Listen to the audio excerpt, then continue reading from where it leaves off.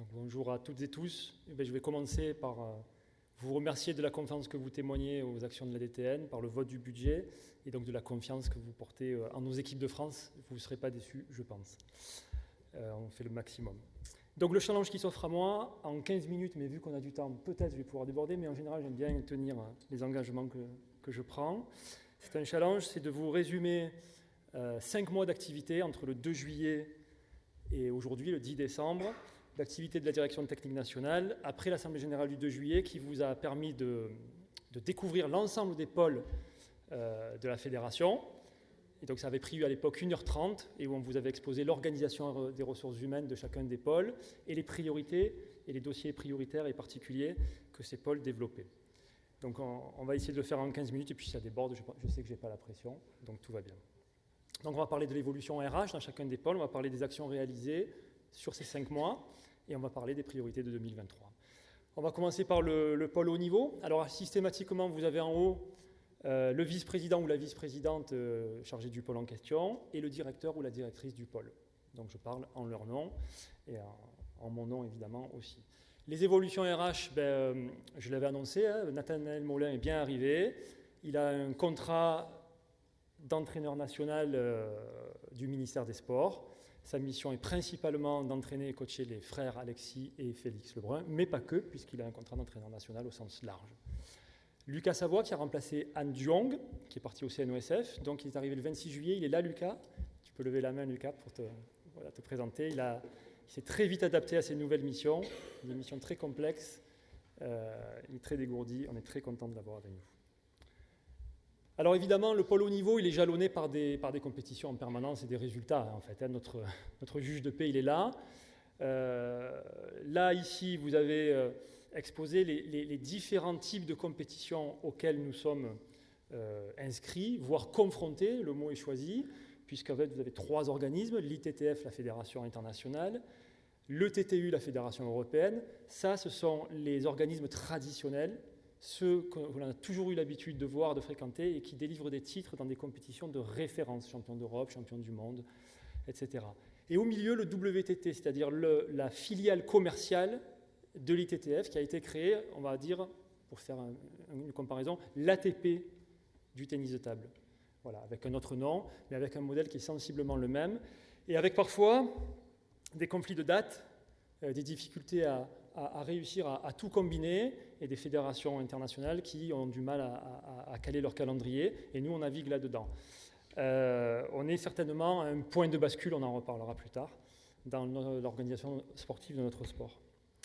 Les résultats qui vous sont exposés, ce sont les résultats des compétitions de référence, et les meilleurs WTT sur lesquels on a eu des résultats probants. Voilà, je ne vais pas les détailler là, mais sachez que nous avons eu des médailles dans toutes les organisations et toutes les compétitions qui nous ont été proposées, sauf les championnats du monde. Vous savez que pour les championnats du monde, on court après une médaille depuis 1997. Voilà, on n'est pas loin. Vous voyez, quart de finale par équipe. En 2021, à Houston, en individuel, on avait fait quart de finale en double mixte. Voilà, on est positionné, on attend ça avec impatience. Et puis, il faudra que je mette à jour rapidement championnat du monde à Tunis jeune, puisque 5 médailles en cours en double, non, c'est 5 médailles en double, donc on n'est pas encore toutes les couleurs, puis une médaille en simple que l'on a obtenue ce matin, donc on ne connaît pas encore la couleur non plus, donc le diapo sera modifié dès la fin de la journée, je pense. Voilà. Alors, parmi tous ces résultats, qu'est-ce qu'on doit retenir, quels sont les marqueurs? Bon, évidemment, le titre européen en double mixte, 4e aux Jeux Olympiques, champion d'Europe, 3e mondiaux, donc on est positionné dans la course pour les JO de 2024. Le dernier titre européen double mixte, c'était en 1990, et le dernier titre européen tout court, c'était en 2016 avec Emmanuel De Besson. L'évolution dans le classement mondial, puisque c'est aussi notre juge de paix. Donc nous avions il y a un an 2 joueurs dans le top 50, nous en avons 3, Alexis, Emmanuel et Simon. Et puis, quelque chose qui est assez inédit, je demandais à Anne tout à l'heure, je posais la question, on a une joueuse dans le top 20, ça n'était pas arrivé depuis à peu près 24 ans, et je voudrais souligner, Anne, qu'elle était 21e mondiale, Anne, donc on aurait eu une date un peu plus récente, ce qui est quand même exceptionnel. On mesure aussi notre capacité à aller chercher les médailles par notre capacité à gagner sur des top 5 et top 10 mondiaux. Voilà. Et donc, quand Alexis Lebrun en bat 3 dans les 5 derniers mois et que Jianan en bat 2 dans les 5 derniers mois, voire même 3 si on compte les 7 derniers mois, mais je me suis engagé à commencer au 2 juillet, mon diaporama, donc j'ai mis 2. Ce sont des marqueurs forts, importants. Ensuite, sur le par équipe, puisqu'il y a une médaille aux Jeux Olympiques à chercher en par équipe, et elle dépend aussi de la façon dont on est positionné sur le ranking mondial et au niveau des têtes de série. Notre participation au championnat du monde à Chengdu, participation très complexe en termes de logistique, nous a permis de passer de la 13e à la 7e en garçon et de la 17e à la 12e en filles. Donc on est sur le chemin. Et puis, encore une fois, média jour nécessaire sur les championnats du monde de jeunes, puisque le projet, c'est aussi de performer en 2028 et après, c'est la relève.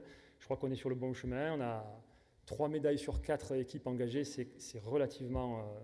c'est très bien, hein. La Chine en a eu 4 sur 4, le Japon en a eu 3, nous en avons eu 3 en par équipe, donc on est deuxième avec le Japon. Donc à souligner. Ce qui conditionne, ce qui fait notre quotidien dans ce pôle haut niveau, en permanence, c'est l'adaptation, c'est l'agilité. Nous sommes dans un système, je vous le remets, oui merci, c'est bien, c'est filmé en plus, bon ça va. Ce système de WTT vient impacter de manière très, très, très forte, très dure, notre organisation traditionnelle telle que nous la connaissions. Et je sais que parmi vous avez dans vos régions, dans vos départements, des clubs de pros qui disent on est en train en permanence de changer les jours de match, on n'arrive pas à avoir une stabilité. Imaginez que le système WTT aujourd'hui, il n'est déployé qu'à 50% en 2022. En 2023, on a un projet de calendrier qui va déployer 75% du projet initial. Imaginez ce que ça va donner. Donc aujourd'hui, il faut s'attendre à un bouleversement majeur de notre écosystème sportif.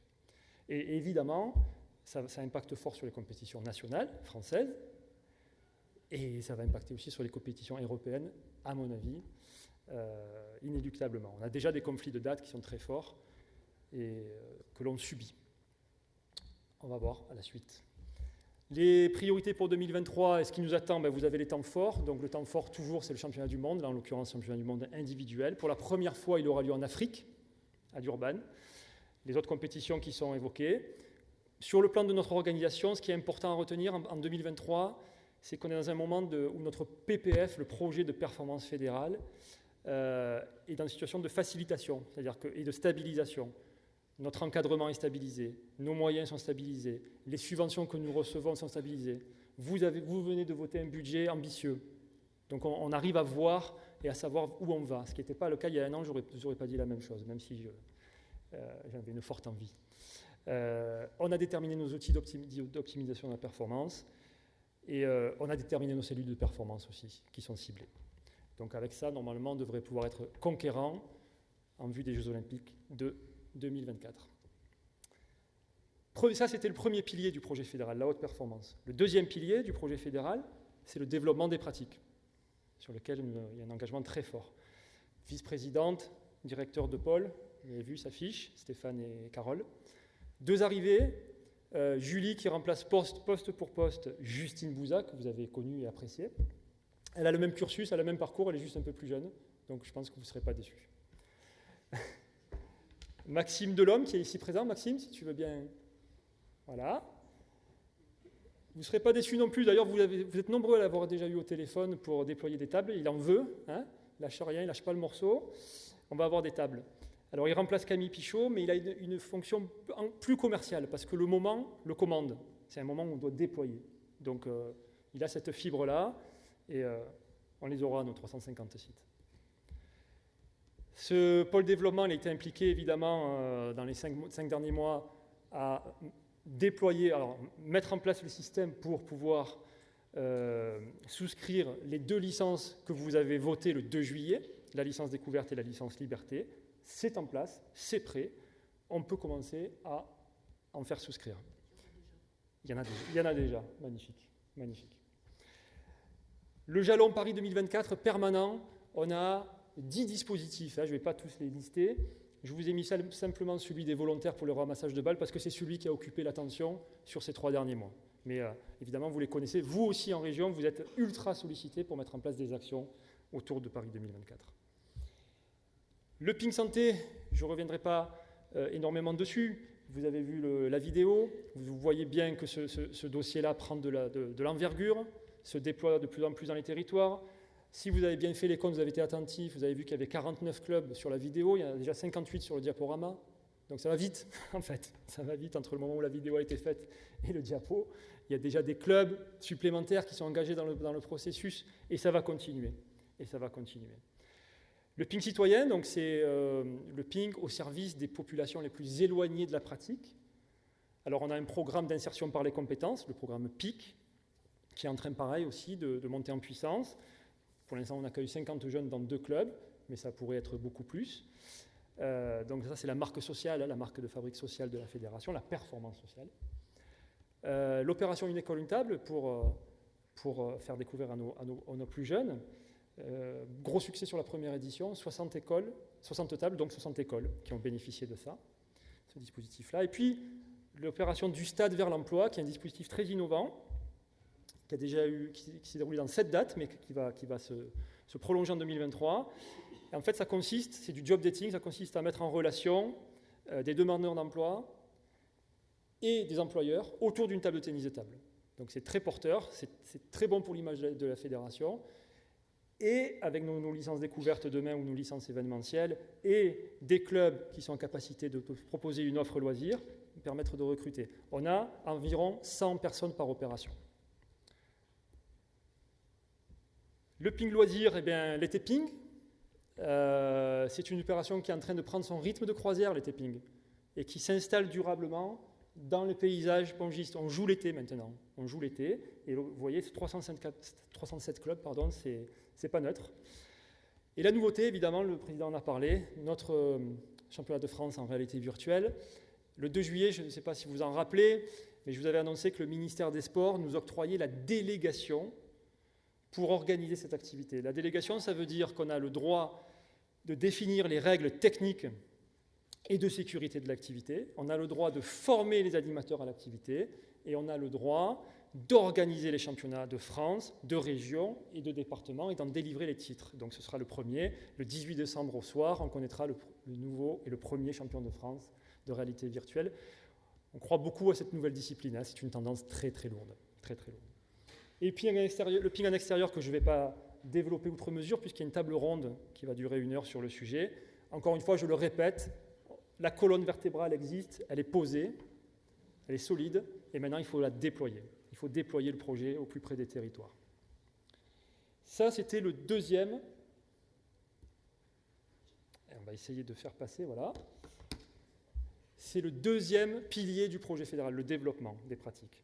En 2023, évidemment, naturellement, on doit développer l'offre en VR. On ne va pas faire qu'un championnat de France, ça ne suffit pas. On passe de 60 à 180 tables dans les écoles, grâce à un mécène, un généreux mécène qui va nous les financer en partie. On va déployer l'application numérique au printemps. L'application numérique Ping Extérieur, c'est celle qui va soutenir le projet de Ping Extérieur. C'est celle qui va permettre aux gens de jouer le plus possible et le mieux possible. On va inaugurer des sites, évidemment. Et puis, on maintient les opérations Ping Tour et opérations été Ping, parce qu'on joue au Ping l'été, on l'a dit, donc on continue. Voilà, deuxième pilier. Au service de ces 2 piliers forts, il y a ce que j'appellerais des pôles support ou des pôles de soutien. Sans eux, on reste à Paris et on ne déploie pas au plus près des territoires. Et l'enjeu, c'est bien que ça irradie, qu'on irrigue l'ensemble du territoire. Pareil, alors Éric Fournier, je vous l'ai annoncé, mais il ne nous a pas fait faux bon, parfait, il est là en chair et en os. Il est bien arrivé le 1er septembre, donc c'est super, on est très contents.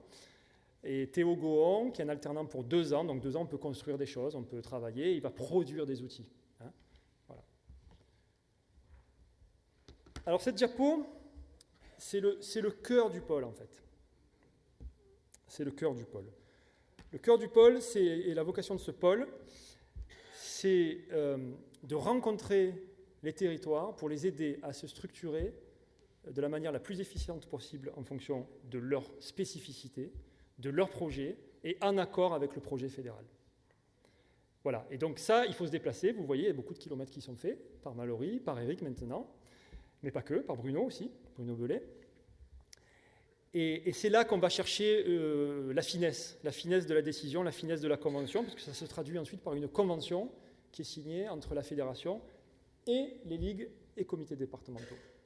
Voilà, et c'est là qu'on recueille aussi les retours d'expérience, et c'est là qu'on réajuste aussi les dispositifs ou éventuellement le projet fédéral ou telle échéance, parce qu'on a des retours terrain. Donc ça, c'est majeur. Et parce qu'on a des retours terrain, derrière, on offre des services. Et donc les priorités de 2023, elles ont été pensées au regard de toute l'activité 2022, qui a été une activité plutôt que je qualifierais de recueil, et de retour terrain et de capitalisation des idées et des ressources. Ça va, Mallory? Dit comme ça va? Ouais. Ok. C'était pour souffler un petit peu, parce que ça fait beaucoup. Alors en 2023, que va-t-il se passer dans ce pôle? Alors donc le dispositif d'accompagnement des clubs au développement, qui va se mettre en place, qui a déjà été lancé d'ailleurs, avec des formations, des regroupements. Le fameux site de partage des bonnes pratiques, ça fait 1 an que vous voyez plein de bonnes idées, plein de belles choses, donc on va les partager pour que chacun puisse s'en nourrir. Il est prêt ce site, il va sortir bientôt. On va développer une boîte à outils pour les territoires, histoire que chacun n'ait pas à refaire ce que le précédent a fait et qu'il trouve utile à la communauté. Donc on va les mettre à disposition. Évidemment, le développement durable, qui est une thématique qui traverse l'ensemble du monde sportif, de l'échelon local à l'échelon national. Et donc vous, dans les territoires, vous serez aussi mobilisés sur ce domaine-là. Vos GDOS, vos CROSS, vos services de l'État vous le rappellent, j'imagine, systématiquement. Et puis les labels clubs qui vont être actualisés pour être en accord avec le projet fédéral. Les équipements, l'idée de jouer en extérieur, c'est pas de jouer en extérieur pour jouer en extérieur, c'est de jouer en extérieur pour pouvoir ensuite jouer peut-être en VR, et puis surtout pour rentrer dans nos salles. Donc il faut qu'on ait des belles salles, il faut qu'elles soient recensées, il faut qu'elles puissent vous accueillir dans de bonnes conditions, les accueillir dans de bonnes conditions. C'est pas une fin en soi le ping en extérieur, c'est un projet d'ensemble, systémique. Les services civiques qui vont vous aider à renforcer vos équipes si vous avez des projets bien ciblés. Donc on peut vous mettre à disposition des volontaires de services civiques, ça monte en puissance. Et puis le dispositif Stade vers l'emploi qui bascule du développement au territoire, parce que c'est vraiment pour le coup des opérations de territoire, dans la façon dont elles sont montées. Voilà pour ce premier pôle support. C'est le dernier, je vous rassure, même si on est dans les temps, on l'a déjà dit. C'est le pôle emploi-formation. Alors je considère aussi que c'est un pôle support. Et pourquoi ? Parce que bien former des entraîneurs, c'est performer en compétition internationale. Bien former nos animateurs au développement, c'est accueillir plus de licenciés. Donc c'est pour ça que je l'appelle support. On a une évolution RH très significative en septembre et octobre, avec le recrutement de 2 conseillers techniques sportifs, donc cadre du ministère des Sports, et qui vient, renforcer ce pôle qui était le pôle le moins bien doté en termes de ressources humaines, quantitatives, je veux dire. Et leur arrivée à Marie-Christine et à Frédéric, qui ne sont pas pongistes, mais qui sont par contre des experts de la formation et de l'ingénierie de formation, permet aujourd'hui d'envisager, de mettre en œuvre enfin, parce qu'on n'était pas là, la stratégie emploi-formation sur la deuxième partie de l'Olympiade. Ce n'était pas du tout le cas jusqu'à présent, faute de moyens. Et donc il n'y a qu'une diapo. Il n'y a qu'une diapo qui résume tout. Alors moi, je parle de la technique. Donc je ne parle pas de la branche dirigeante, de la branche arbitrage. Et puis le président en a parlé tout à l'heure. Donc je ne vais pas revenir dessus. Je vous parle du travail qui a été fait sur la fin d'année 2022. Et ce schéma-là, il montre aussi ce qui va être fait forcément en 2023. Donc réflexion et décision 2022. D'abord, on arrête l'approche pyramidale de la formation, avec des formations qui sont mieux que les autres et avec une espèce de continuum pyramidal. Non, on fait une approche par fonction et donc par métier. Il y a une fonction qui est le pilier haute performance ou performance, et donc on met en place des formations plutôt à droite, en jaune, qui ont un rapport avec la performance. Et puis on a des formations qui ont un rapport avec le développement, donc plutôt des animateurs, à gauche, et dont l'objet, c'est bien d'accueillir de nouveaux licenciés et faire grandir notre communauté. Et donc, on met en place les formations diplômantes et qualifiantes en fonction des projets et pas en fonction du niveau de la formation. Et on adapte le contenu de la formation à la réalité du projet. Et puis après, vous avez tout un tas de petits modules autour, qui sont des modules complémentaires, qui viennent participer à la formation continue. Je ne vais pas développer plus loin parce que je pourrais y passer des heures. Je ne suis pas sûr d'avoir relevé le défi du temps, je pense à peu près, mais j'espère par contre avoir relevé celui de la clarté et du sens. Je vous remercie de votre attention.